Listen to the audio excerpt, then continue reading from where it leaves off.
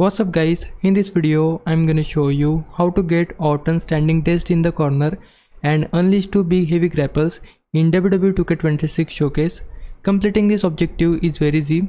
First, send Randy Orton into one of the corners. For that, press B twice on Xbox, circle twice on PlayStation or L twice on PC. Once you have Randy Orton in the corner, go toward him and grab him by pressing B on Xbox, circle on PlayStation or L on PC. Once you have the grab, then press A on Xbox, cross on PlayStation or K on PC, then he will perform the heavy grapple like this.